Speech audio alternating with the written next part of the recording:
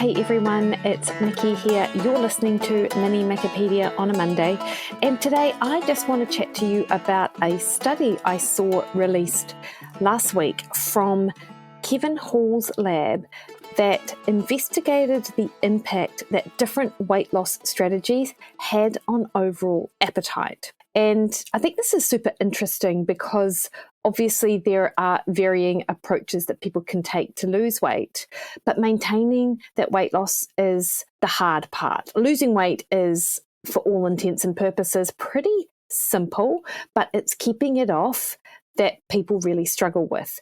So in light of that, scientists are super interested to determine which method of fat loss might be most effective for being able to maintain the weight that has lost and what actually impacts on that. And we do know that a large proportion of people that lose weight are unable to keep it off.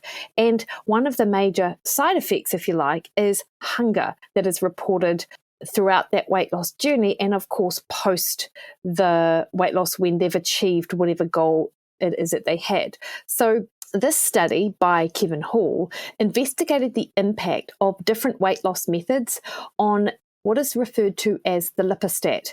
And this is the body fat regulatory system in the brain that opposes weight loss efforts.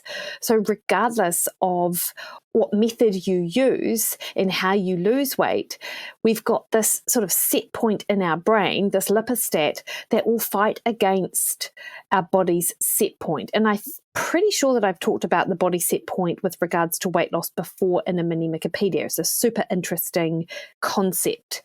And I do know that I had an interview with Stephen Guernay, who's a large body of work really did investigate the impact that the brain has on weight loss and how important those messages are that the brain gets as to your ability to lose weight and keep it off. So Kevin Hall's study looked at different weight loss methods, and by that I don't mean that they investigated exercise versus a vegan diet versus a paleo diet and all of that. What they did is they investigated the difference between bariatric surgery, between the GLP-1 agonist drugs, which I'll explain in a minute, and also diet, and the overall impact this has on the lipostat and the brain opposing the weight loss effort.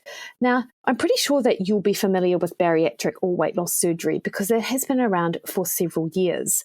You may not be as familiar with these glucagon-like peptide drugs that are available on the market to assist in weight loss. Although I suspect if you're interested in this area, you probably would have heard of them and be sort of familiar with what these weight loss drugs do.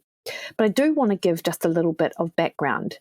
So the GLP-1 drugs, which are also called GLP-1 agonists, are, as I said, shortened names for glucagon-like peptide 1 receptor agonists. So these receptor agonists mimic a hormone called a GLP-1 in our body that is naturally released in the gastrointestinal tract in response to eating.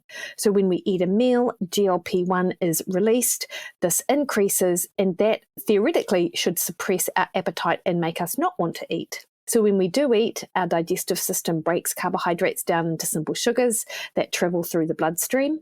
The GLP-1 triggers the release of insulin from your pancreas, and insulin is a nutrient storage hormone that helps push glucose and fatty acids out of the bloodstream and into our cells, be it our fat cells or our muscle carbohydrate cells. So where they can be used, obviously, for energy or just to be stored for later use. In people with type 2 diabetes, I'm just giving you a little bit of background on these GLP-1 agonists. The body cells are resistant to the effects of insulin. So the body doesn't produce enough insulin to cover the demands of the meal, and it requires more. GLP-1 agonists stimulate the pancreas to release insulin and suppresses the release of another hormone called glucagon, both of which help control blood sugar levels in people with type 2 diabetes. So the drugs then, the GLP-1 agonist drugs, also act in the brain to reduce hunger and act on the stomach to delay emptying, so you feel full for a longer time.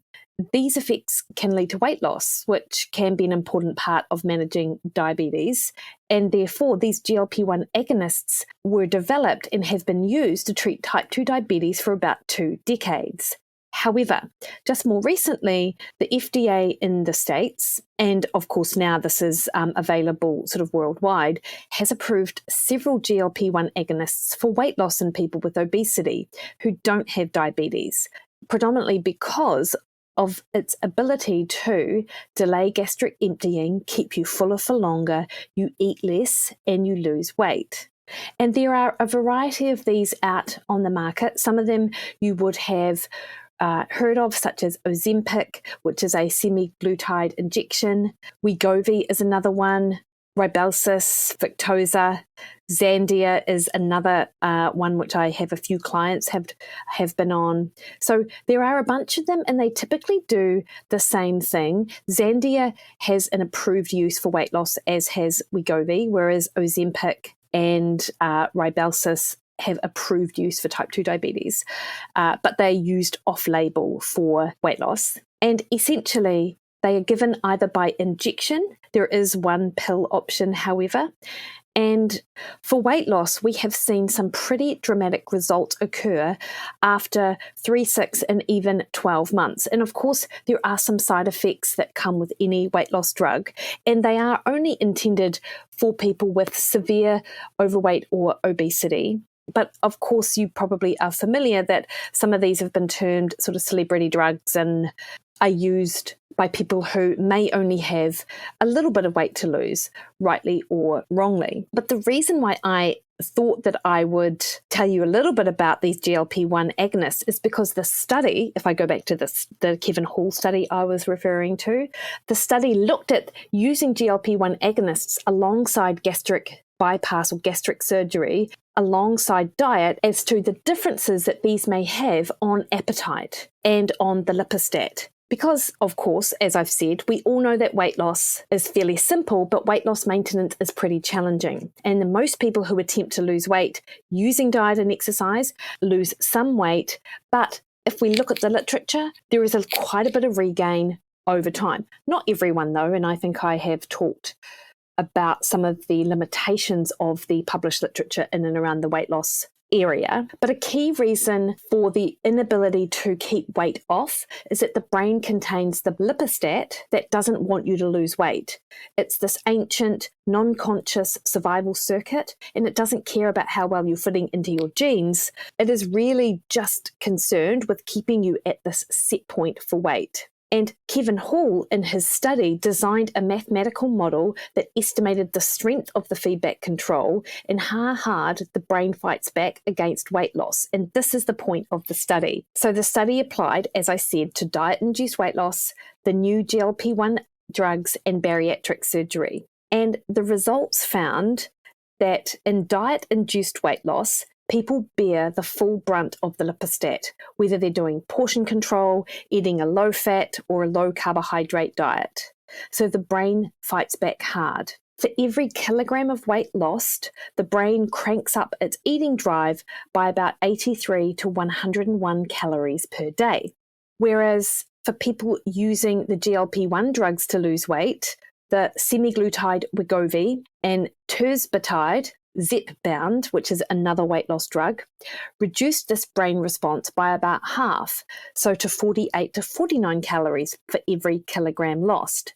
And bariatric surgery reduced it by the same ballpark as the drugs, to about 58 calories per kilogram lost. So this suggests, in essence, that an important reason why the GLP-1 based drugs and bariatric surgery are so effective for weight loss is that they substantially reduce the degree to which the brain fights back against weight loss, and that appetite to eat is reduced by about half. And it's pretty consistent with the prevailing view among obesity researchers such as Stephen Guyenet, who I have interviewed on this podcast, that body fat regulatory circuits in the brain are important in obesity and they need to be addressed by effective weight loss therapies. So I find this super interesting because weight loss maintenance is such a critical part of being successful, right? Because you do not want to be in that yo-yo of losing weight and then having that rebound weight gain. And of course, we do know that there are things which make weight loss much more successful and that can help preserve muscle mass, increase BMR, and you get away with eating more calories for the weight that you lose. However, if you have experienced that kind of hunger that occurs when you reach a certain body fat set point that might seem very difficult to overcome, then this explains a large part of why, is because your brain is fighting back a lot of the time, and it fights back harder with the weight loss experience that you get through changes in diet and exercise alone. I do think there are things that you can do to offset this, and Stephen and I spoke of this in his podcast, and I talk about this all of the time, including having an increased protein amount in your diet, increasing the volume of food with which you eat. So you're not eating just small portions of energy dense food. You're really putting in like an abundance of vegetables, for example, in your plate, but you're also changing your food environment as well. This is another way to sort of fight back against that brain message that is driving you to eat, making sure that hyperpalatable foods are not in your food environment, that you're putting treat foods, if you like, up outside of eye line, so they're not, you know, as soon as you dive into the pantry, you're not seeing 4 or 5 different things that you would love to eat, but you're trying to avoid. I think those things are super important as well. And then, of course, when it comes to weight loss maintenance, exercise is key. You absolutely want to be doing strength training to help preserve that muscle mass. And then even though it's a slight increase in your basal metabolic rate, you've still got that BMR increase through carrying more muscle, but also just for the caloric expenditure that comes with being active. That's a super critical part of that weight maintenance sort of experience. And it's interesting on those GLP-1 drugs, and I will just finish off with this, is there is a lot of chatter about the potential for muscle mass loss when you are on a drug like Zandia, for example. You might get rapid weight loss, but you could also lose a lot of muscle. And I do think that that is correct. You can lose a lot of muscle. However, you can do some things to help protect you against that. And of course, I'm referring to strength work, because I do know that for some people who have been on these GLP-1 agonists, they really do lose their appetite, and they lose their appetite for protein. So you do really want to be quite careful if you're on one of these drugs to ensure that you're still getting adequate protein despite your lack of appetite. And that can be really challenging.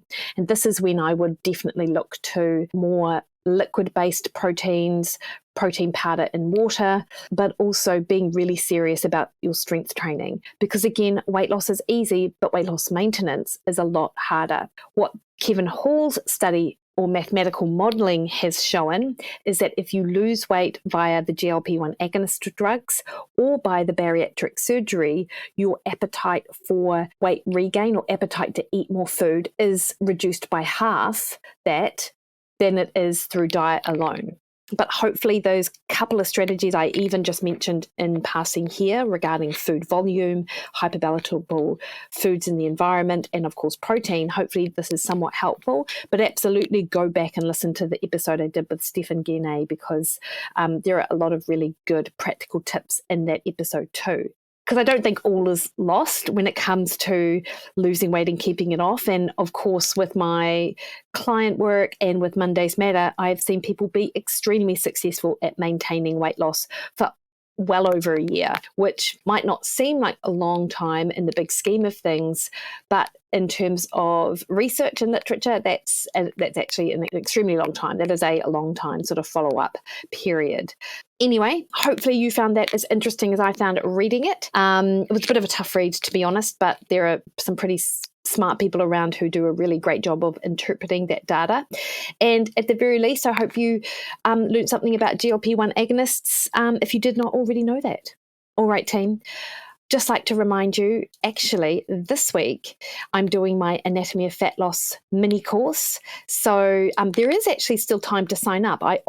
This comes out on Monday. I've started it already, so I would have done my first session on Sunday, but If you signed up now, you would get a recording to that session. And we go into successful weight loss strategies and how to maintain that weight loss. And I talk about the barriers associated with it, but also give you some really practical strategies with how to overcome those barriers.